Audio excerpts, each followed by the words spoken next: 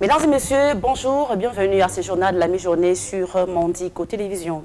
Ouvrons avec la primature, la première ministre Juliette Ansimina Toulouka a successivement accordé 2 audiences le jeudi 4 juillet à son bureau de la primature à une délégation du Haut Commissariat aux réfugiés HCR et au coordonnateur résident du système des Nations Unies et coordonnateur des opérations humanitaires.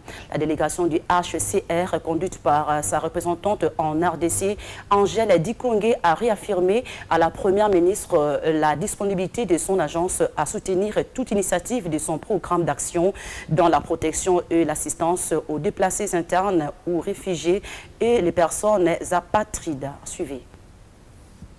Pour les hauts commissariats de l'ONU aux réfugiés, la guerre qui s'écoule à partie est de la République démocratique du Congo n'a que trop duré. La représentante du HCR en RDC a rappelé à la première ministre la volonté de son agence à soutenir toute initiative du gouvernement congolais tendant à soulager le calvaire des victimes des atrocités enregistrées suite à la guerre. Le HCR dénonce l'activisme des groupes armés dans l'est de la République démocratique du Congo. Qui veut m'entendre?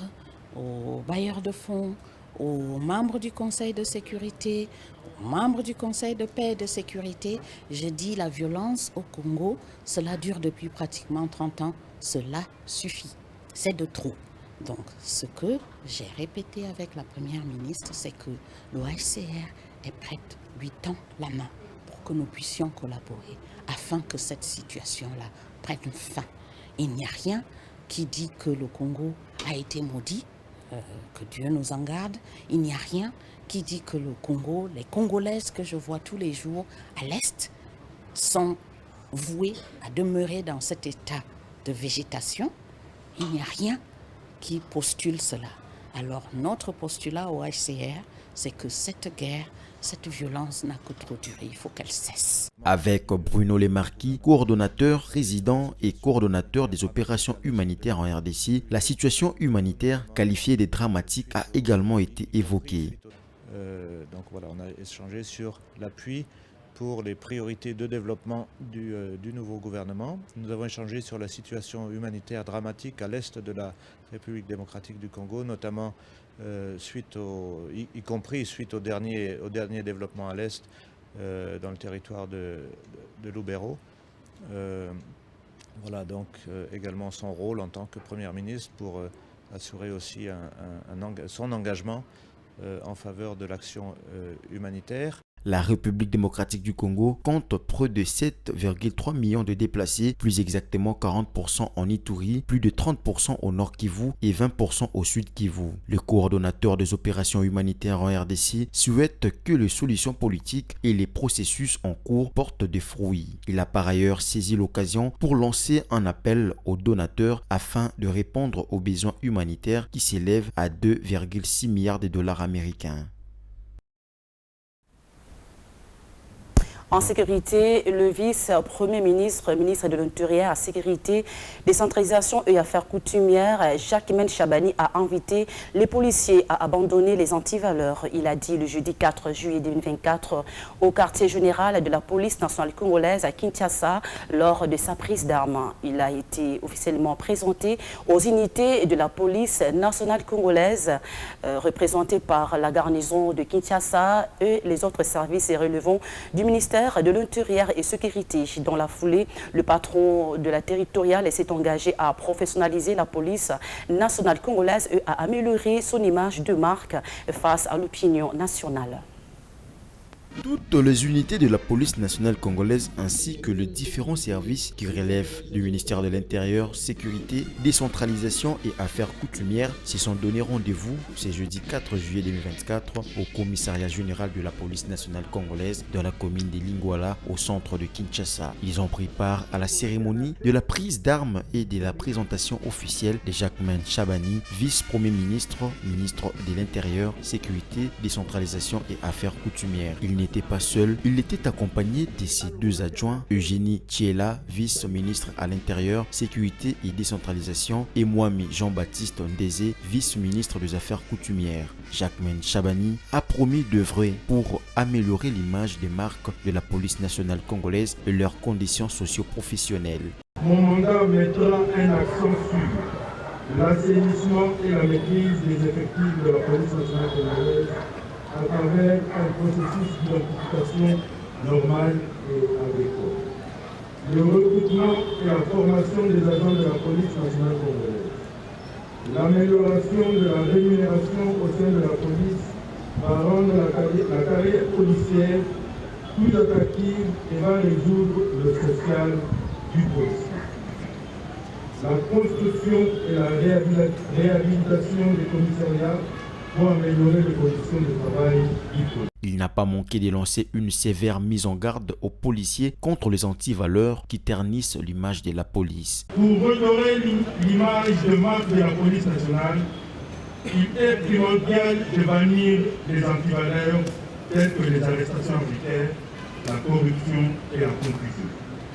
Il y a également les tracasseries policières et militaires qu'il faudra à tout prix éradiquer.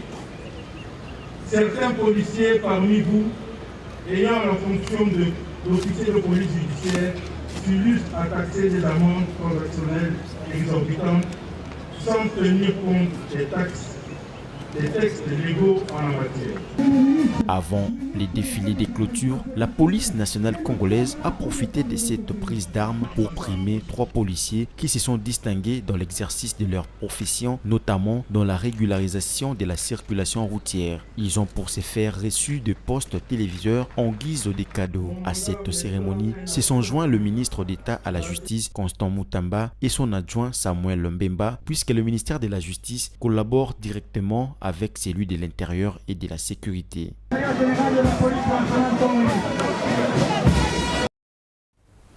Poursuivons donc ce journal. Le Fonds monétaire international FMI, par son représentant en République démocratique du Congo, a félicité le gouvernement congolais pour être arrivé pour la première fois à la fin du programme économique soutenu par la facilité élargie du crédit du FMI. Gabriel Leost, représentant résident du FMI en République démocratique du Congo, l'a fait savoir jeudi au ministre des Finances, Doudou Famba, au cours d'une rencontre à son cabinet de travail. Suivez ses propos. Je viens d'avoir l'honneur d'être reçu par Monsieur le ministre des Finances. C'était l'occasion effectivement à travers lui de féliciter l'ensemble des autorités de la RDC, puisqu'effectivement hier, 3 juillet, s'est tenu le conseil d'administration du Fonds monétaire international qui a validé la 6e et dernière revue du programme économique soutenu par la facilité élargie de crédit du Fonds monétaire international. C'est un moment quand même important, on peut même dire historique, puisque c'est pour la première fois de l'histoire de la République démocratique du Congo qu'un tel programme va jusqu'à sa fin, c'est-à-dire que l'ensemble des revues ont pu être conclues. Au-delà de ce message et de ces félicitations, en politique, l'opposition congolaise a promis de désigner le porte-parole de l'opposition à la session de septembre prochain.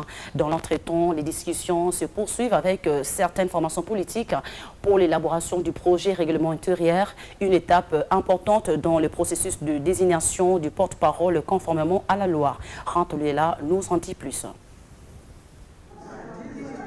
Conformément à la loi portant statut de l'opposition politique, celle-ci envisage de se doter d'un porte-parole dès la prochaine session parlementaire qui débutera au mois de septembre. Ces décalages se justifient par le fait que l'Assemblée nationale soit déjà en vacances parlementaires depuis le 15 juin dernier et que le Sénat n'a toujours pas un bureau définitif. L'actuel bureau d'âge a des compétences limitées au regard de la législation congolaise. En attendant, Dieudonné Bolinguetenge, secrétaire général de Ensemble pour la République, révèle que des discussions entre les sociétaires de l'opposition se poursuivent et vont aboutir prochainement à l'adoption du projet de règlement intérieur, étape importante dans le processus de désignation du porte-parole de l'opposition. Dieudonné Bolinguetenge a laissé entendre que certaines formations politiques extra-parlementaires de l'opposition ont décidé de rejoindre la barque pour apporter leur enrichissement au projet du règlement intérieur de l'opposition. Depuis l'adoption de la Constitution du 18 février 2006, l'opposition politique congolaise n'a toujours pas pu pu s'est dotée d'un porte-parole. Elle a toujours accusé le pouvoir ou la majorité d'être à la base de la non-convocation de la plénière censée conduire à la désignation du porte-parole de l'opposition. Dans son discours d'investiture à la magistrature suprême, le président Félix Tshisekedi avait reconnu le rôle et l'importance de l'opposition dans une démocratie. Il avait promis de peser de tout son poids pour permettre à l'opposition d'avoir son porte-parole.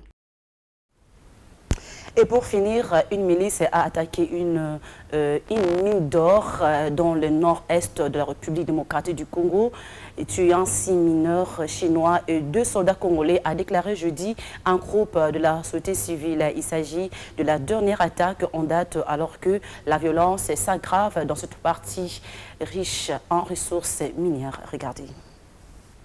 La partie est de la République démocratique du Congo est déchirée par des combats qui durent plus d'une décennie entre les forces gouvernementales et plus de 120 groupes armés. Les milices cherchent à obtenir une part de l'or et d'autres ressources de la région, ce qui se traduit souvent par des attentats à la bombe visant des civils. La violence dans la région s'est aggravée au cours des derniers mois. Les forces de sécurité contre les milices. Mercredi, les miliciens ont incendié une maison avant d'attaquer la mine qui est gardée par un groupe armé concurrent. La milice Zaïre a déclaré Basiloko à l'Associated Press. Les attaquants ont tué 6 mineurs chinois et 2 soldats congolais et ont enlevé 2 autres mineurs dont on ne sait pas où ils se trouvent présentement. La Codeco et la milice du Zaïre se sont impliquées dans un conflit complexe, mêlant les ambitions économiques de lutte de pouvoir. La Codeco et la milice se sont impliquées dans un conflit complexe, mêlant ambition économique et lutte de pouvoir. La milice du Zaïre, une faction dissidente de la Codeco, s'oppose farouchement à ses anciens alliés. La Codeco est une association peu structurée de groupes miliciens issus principalement de l'ethnie agricole de l'Hindu. Selon le Centre africain d'études et de recherche sur le terrorisme, les attaques de la Codeco ont tué près de 1800 personnes et ont blessé plus de 500 au cours de 4 années précédant 2022. Les Nations Unies ont déclaré qu'une certaine attaque pourrait constituer des crimes de guerre et des crimes contre l'humanité. C'est la fin de ce journal de la mi-journée. L'actualité continue sur Mandiko Télévision. Bonne suite des programmes sur nos antennes. Au revoir.